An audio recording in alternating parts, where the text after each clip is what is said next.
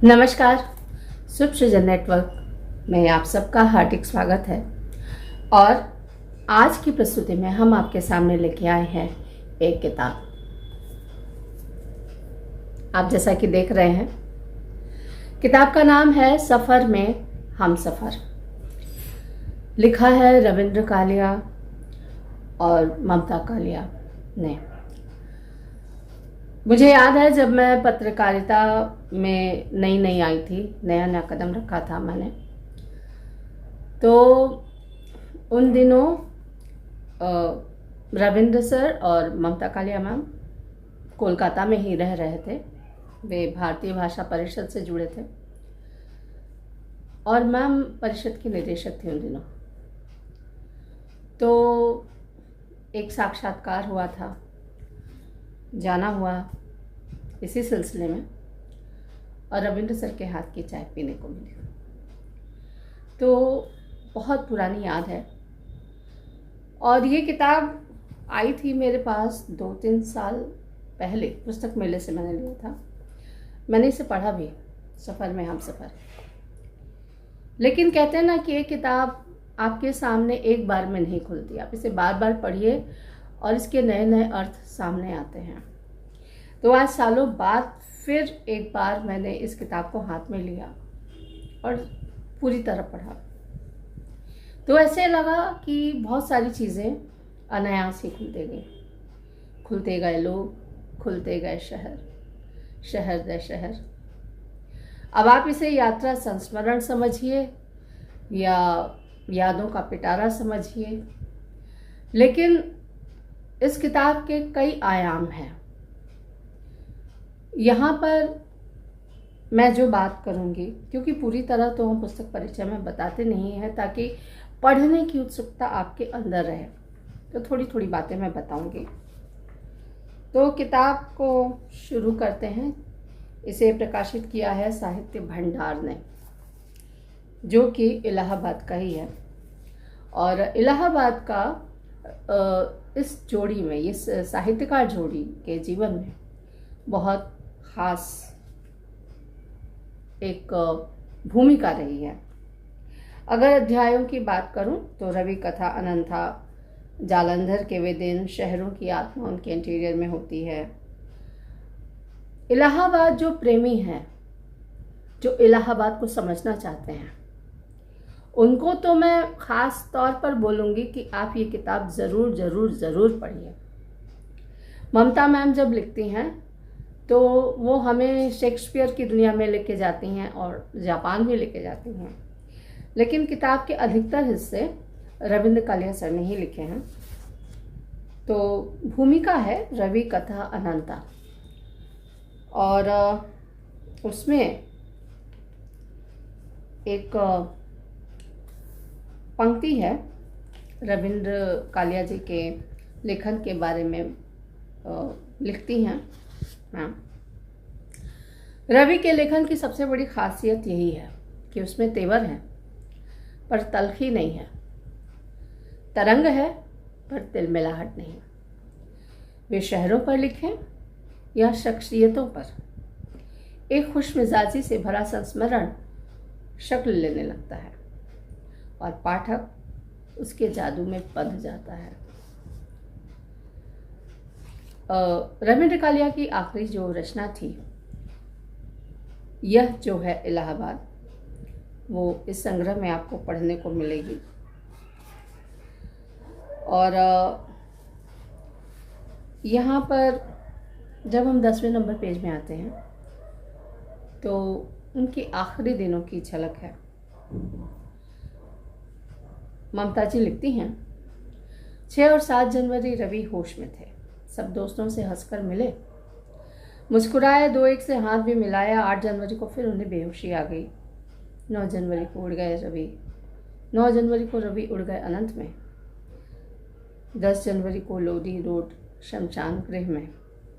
दोपहर के वक्त जब राजीव कुमार ने मुझे तद्भव की प्रतीति थमाई, रवि उस वक्त विद्युत शब्दागृह की तरफ ले जाए जा रहे थे। तद्भव के उस अंक की पहली रचना थी यह जो है इलाहाबाद, रचनाकार रविंद्र कालिया। यह एक बहुत मार्मिक अंश है। अब आगे आते हैं। यहाँ जालंधर के दिनों की चर्चा है, और जालंधर में सबसे बड़ी बात मैं बताऊं, मेरे जो पसंदीदा गज़ल गायक हैं जगजीत सिंह, उनके बारे में जानने का मुझे मौका मिलता है। मोहन राकेश के बारे में जानने का मौका मिलता है। इस किताब को आप पढ़िए, क्योंकि सिर्फ आपको शहर को जानने को नहीं मिलेगा, बल्कि उन साहित्यकारों के बारे में आप जानेंगे जिनके बारे में आप सिर्फ किताबों में पढ़ते हैं। विशेष तौर पर मोहन राकेश के बारे में, धर्मवीर भारती के बारे में, और उस राजनीति, उस गुटबाजी के बारे में भी जिसके बारे में हम सोचते हैं कि ये तो हमारी दुनिया में होता है, साहित्यकारों की दुनिया में भी होता होगा क्या, लेकिन ये होता है। और इसका सिलसिलेवार चित्रण इस किताब में दिया गया है। बहरहाल जालंधर वाले अध्याय में हैं हम, जालंधर के वे दिन, और इसमें जगजीत सिंह को लेकर मैम लिखती हैं, सर लिखते हैं, जगजीत सिंह की उपस्थिति इन सब में विशिष्ट थी। बाकी लोग जितने गैर जिम्मेदार और अराजक थे, जगजीत सिंह उतना ही अपने संगीत के प्रति समर्पित था। उन दिनों जब बाकी दोस्त किसी न किसी नशे में अर्ध जागृत अवस्था में होते थे, वो हॉस्टल के अपने कमरे में रियाज करता रहता था। आगे वो लिखते हैं कि धीरे धीरे आकाशवाणी और संगीत प्रतियोगिताओं के कारण शहर में उसकी लोकप्रियता कुछ इस तरह बढ़ने लगी कि वह लड़कियों से घिरा रहने लगा। एक आध लड़की ने तो उसके लिए आत्महत्या तक कर ली थी। ये थी जगजीत सिंह के प्रति दीवानगी। और रविंद्र कालिया और जगजीत सिंह की मित्रता के किस्से हैं इसमें। इसके बाद हम जब आगे बढ़ते हैं, क्योंकि मैं चाहती हूँ कि आप ये किताब पढ़ें, तो एक अगला अध्याय आता है जिसका शीर्षक है शहरों की आत्मा उनके इंटीरियर में होती है। रविंद्र जी बड़ी गजब की बात लिखते हैं, जालंधर ही पंजाब का एकमात्र कल्चरल शहर था, बाकी तो पूरा पंजाब एग्रीकल्चरल था। यही वह शहर था जहाँ से उपेंद्रनाथ अश्क, मोहन राकेश, महान गायक के.एल. सहगल और जगजीत सिंह का गहरा ताल्लुक रहा।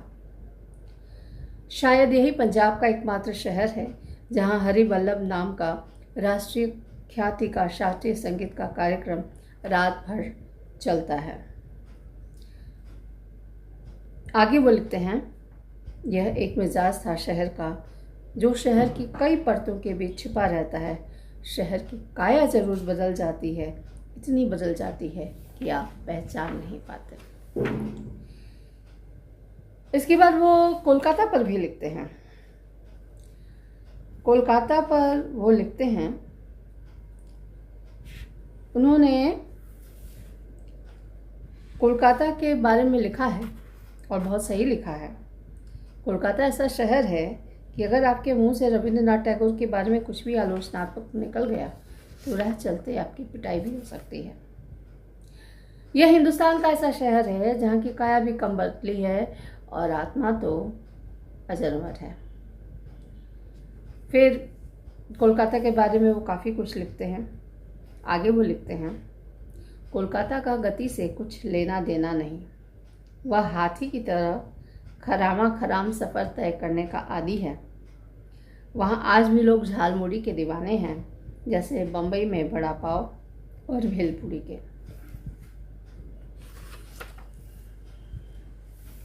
फिर हम आगे बढ़ते हैं। इलाहाबाद पे काफ़ी कुछ लिखा गया है।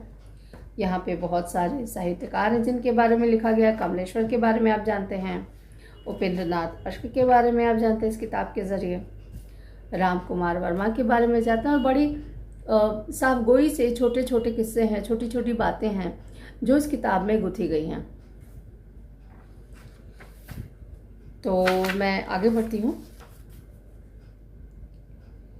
नरेश मेहता से जुड़े प्रसंग हैं, 2 लाइनें सुनाती हूँ। नरेश जी की पुस्तकें प्रेस में चली गई। नरेश जी का वजीफ़ा शुरू हो गया, उनकी धजा संवरने लगी। नया कुर्ता पाजामा, नई चप्पलें ठहाके बेफिक्री से उनका मुरझाया चेहरा खिल उठा। कई बार शाम को मिले तो इत्र से महक रहे थे। वधू ने उत्साह से लेखन कर्म में तल्लीन हो गए।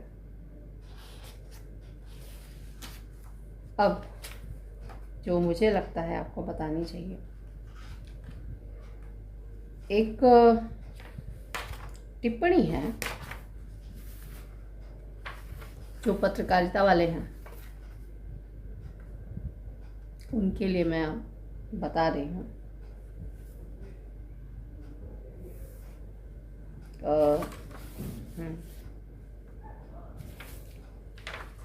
ये है, अच्छा उसके पहले कहानी पर लिखते हैं। कहानी जब तक पत्रकारिता से ऊपर उठकर बृहत्तर मानवीय संवेदना को वहन करने का सामर्थ्य नहीं रखती, तब तक वह मात्र कहानी है। यह बृहत्तर मानवीय संवेदना क्या है, यह आज मैं 15 बरस बाद भी नहीं समझ पाया। मज़ेदार बातें हैं। धर्मयुग पर एक टिप्पणी है, ये 69 पेज पर है। धर्मयुग एक विचित्र जगह थी। धर्मयुग में पहले सप्ताह में ही मुझे अनुभव हो गया कि मेरे जैसा आज़ाद पंछी गलत जंगल में आ गया है। इस जंगल का शिकारी खुलकर शिकार भी नहीं करता था। उसकी दिलचस्पी टॉर्चर करने में थी। राकेश जी की कृपा से मुझे नौकरी ही नहीं 10 इंक्रीमेंट भी मिले थे। कई लोग उसी रोज मुझसे जूनियर हो गए जो वर्षों से वहाँ घास छिल रहे थे। आगे वो लिखते हैं, यह भाटी जी के दमन चक्र का ही कमाल था कि लोग सुबह आते ही कबूतरों की तरह आंखें मूंद कर बैठ जाते बिल्ली की प्रतीक्षा में। सोचिए, हम धर्मी भाटी को कैसे जानते हैं? अंधा युग, कनुप्रिया। जब रविंद्र कालिया धर्मयुग में थे तो दफ्तर में किस तरह की घुटन होती थी, किस तरह की पॉलिटिक्स होती थी, इसका बड़ी अच्छी तरह इन्होंने परिचय दिया है। अगर हम और आप ये सोच रहे हैं और ये सोच के परेशान हैं कि आज तो बहुत ऑफिस पॉलिटिक्स बढ़ गई है, तो आप सोचिए ये किताब पढ़ के कि मैं धर्मयुग कितना पुराना है। 30-40 साल पहले भी, 50 साल पहले भी यही स्थिति थी। यानी ऑफिस पॉलिटिक्स हमेशा से थी, है और रहेगी। तो ज़रूरी है कि हम इसका सामना करना सीखें। एक और टिप्पणी है, जैसे औरत कभी सास बनकर और कभी ननद बनकर औरत को ही सबसे ज़्यादा सताती है, ठीक यही रवैया अक्सर लेखकों का अपने मातहतों के प्रति होता है।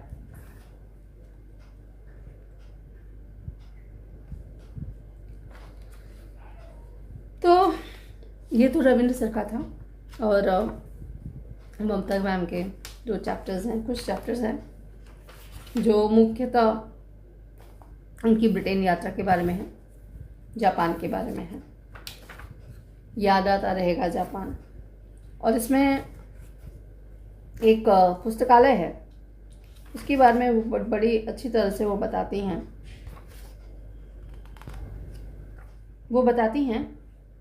ममता जी के लेख में है,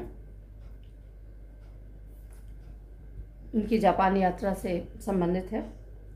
टफ्ट्स के पुस्तकालय की चर्चा है यहाँ पे, जहाँ पे 6,18,615 पुस्तकें हैं। इंडिक भाषा विभाग में कई दुर्लभ ग्रंथ हैं। हिंदी, अवधी, ब्रजभाषा, राजस्थानी, भोजपुरी, पहाड़ी और मैथिली की पुस्तकें हैं। सरस्वती, विशाल भारत और माधुरी के अंक भी यहाँ उपलब्ध हैं। फिजी का प्रथम हिंदी उपन्यास है। तो ये जो चित्रण है वो मुझे बड़ा दिलचस्प लगा ममता मैम के आलेख में। जापान की महंगाई की चर्चा है और एक बात तो तय है कि जब आप पढ़ते हैं इस किताब को तो रुकने का मन नहीं करता है। भी पतली सी, बहुत जल्दी आप पढ़ के ख़त्म कर देंगे, पर मुझे विश्वास है कि आप जितनी बार पढ़ेंगे उतनी बार एक नया अर्थ समझने को मिलेगा। तो मैं आज की चर्चा का अंत इन पंक्तियों के साथ करती हूँ। जिसमें मैम लिखती हैं, ममता कालिया जी लिखती हैं, जब एयरपोर्ट से वो आते हैं भारत की ओर, ममता जी लिखती हैं, रवि कहते हैं ऐसा करो, कागज़ में लपेट कर अटैची में एक तरफ रख दो, इंडोर प्लांट है, 8-10 घंटे जीवित रह जाएगा। मैं ऐसा ही करती हूँ। सामान कार्गो में पहुँच जाता है। घर पहुँचकर सबसे पहले मैं अपना पौधा निकाल कर देखती हूँ। यह जिउतिया का पौधा है, जीवन शक्ति से भरपूर। वह अभी भी हरा भरा है, जापान की यादों की तरह। इस किताब में जितने भी संस्मरण हैं वो सब के सब इसी पौधे की तरह हैं, हरे भरे और कालचे। इस किताब को ज़रूर पढ़िए। आज की पुस्तक चर्चा यहीं तक। अगली बार फिर किसी नई किताब या किसी और नई प्रस्तुति के साथ आपसे होगी हमारी मुलाकात। तब तक के लिए हमें दीजिए अनुमति। धन्यवाद।